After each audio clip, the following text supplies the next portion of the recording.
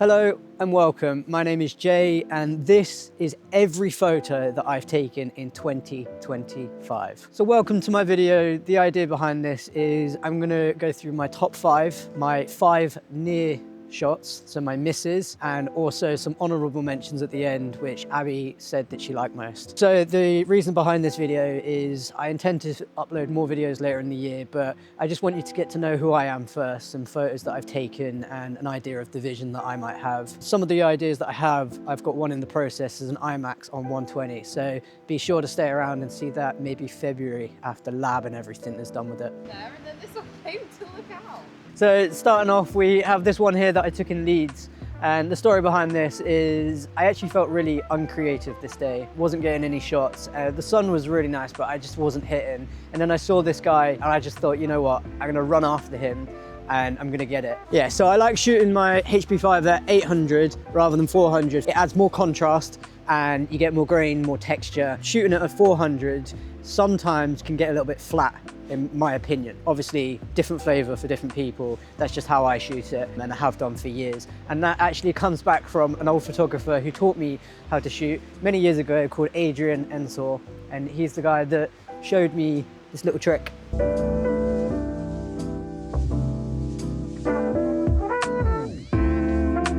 See, if I had the Canon, I'd probably get a shot of this. Yeah. Turn around. Every now and then I feel a little bit colder when I'm I was stood here. freezing my butt off. Turn around. So this next shot was taken when I was out in Sheffield not too long after the black and white one that I just showed you. It was shot on Superior 800 and it was expired by an unknown amount of years, so I had to overexpose it by however many stops felt right. And as I had a few rolls, this was actually seen as a test roll. So I shot it as 100 ISO to see what sort of result I'd get. But thankfully, the gods were on my side and I actually got something that looked pretty decent. The things that I like most about this photo is one, the color. It's very, very punchy, it's full of saturation. And also the color's not shifted. From what I can tell on the picture at least, and from memory, like the reds seem very true to what I saw. And also the colors in the background, like the brickwork and everything. A nice little cherry on top is it was beautiful sunlight. So beautiful contrast between the shadows and the highlights and everything. I think it's just an all round really nice photo. Yeah, I mean, I look back at it a few times and I go, I took that, very good. And also I think the combination between the black and white and the color, because this is honesty. Last year I really didn't take, like 2024, I really didn't take that many film photography photos. I had the X100V and I was just like gung-ho with that, taking thousands of photos. And then I realized I really wasn't enjoying it because I was taking the photos for the necessity of taking photos rather than taking photos for what I wanted to see.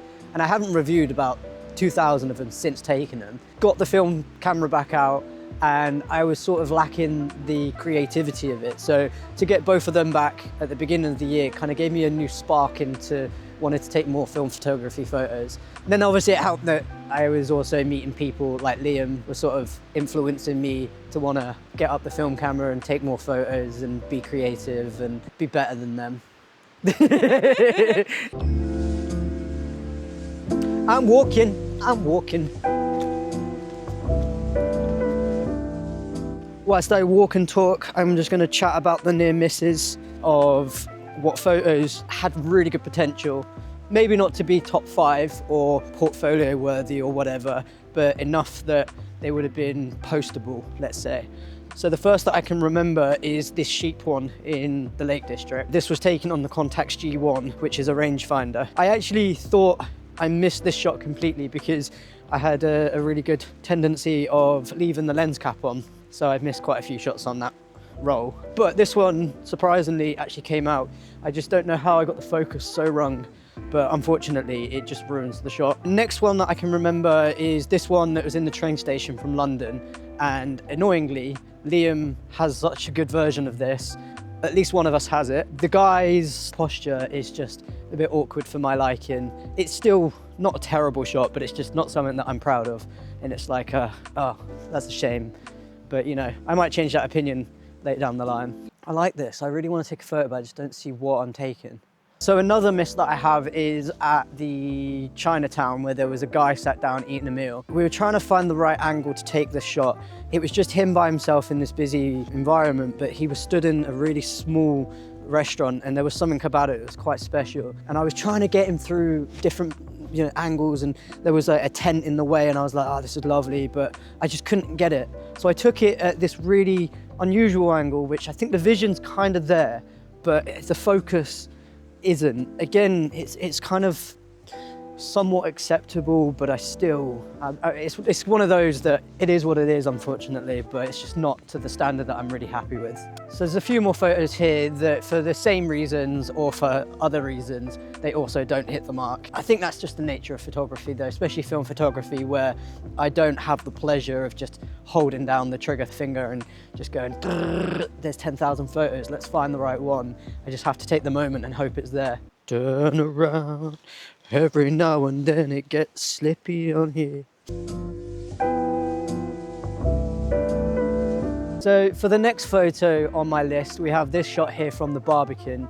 It was shot on E100, which was expired by 50 years, 1972 if I can remember correctly. And with slide film, you shouldn't really push it because it's not very forgiving. You get a lot of color shift, it can get flat, it can get murky. It's not very good in the shadows. It's got many reasons why you shouldn't. But we gave a middle finger to this rule and we said we're going to overexpose it anyway. I think we meted it for 12 ISO if I can remember off the top of my brain. So the beauty of this photo is actually the person in the shot, because originally I remember standing there thinking that I didn't want him in there and I wanted an empty basketball court. And I was waiting for ages and my patience was getting very low, and I thought, you know what, I'll take the shot and I'll move on. I'll come back with a different roll of film, one that I'm not limited to with ISO, something that's a little bit quicker maybe even black and white or something. So I took it, moved on.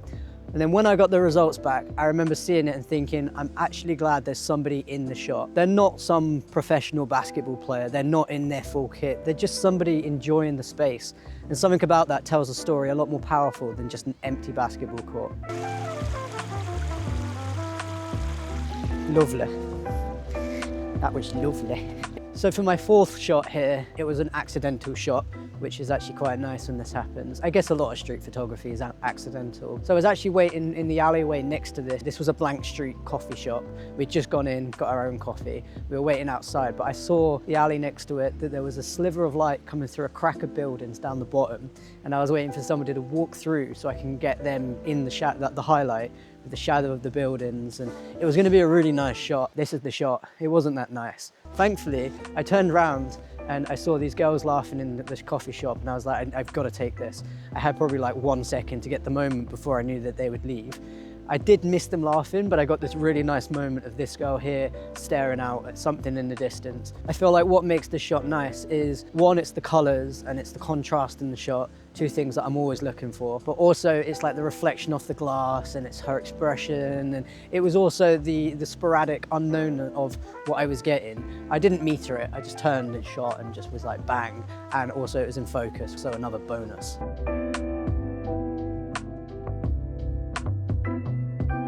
And for my fifth and final photo from my top 5, we have this one here, which is actually taken in November. I think it was November. I was down in Hastings, and it was on HP5, a really poetic way to end my year off. Again, I shot this at 800 rather than 400 ISO. The whole roll actually came out really, really nicely. I think it's just being in a different location. It was in a fresh environment where I was feeling really creative. I was in what is arguably the best bagel shop in the world, and I've been to New York, and I will fight anybody. This is the best bagel shop in the world. And I saw this guy who was on his phone. And I think what makes the shot for me is the negative space rather than the actual subject. Within it, and obviously everyone can read their own message, I just see the negative space versus the space that the subject's in, and there's a story to be told. He looks like he's waiting for somebody. There's also the empty chair. It's the contrast between the highlights and the shadows, and I think overall the picture, it just stands out for me. So it's a really, really nice way to end the year, and hopefully I can take a lot more photos like this next year. I feel like Stanley Tucci when I'm like, are you rolling? Are you rolling? Good. And for this segment, I'm just going to show you the honourable mentions. I'm just going to let them flick through between somewhere around this box here.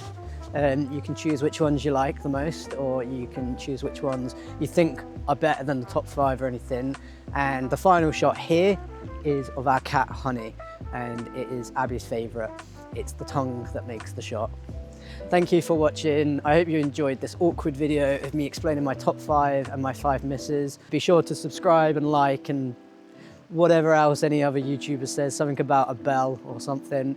And I'll see you in the next video. Bye.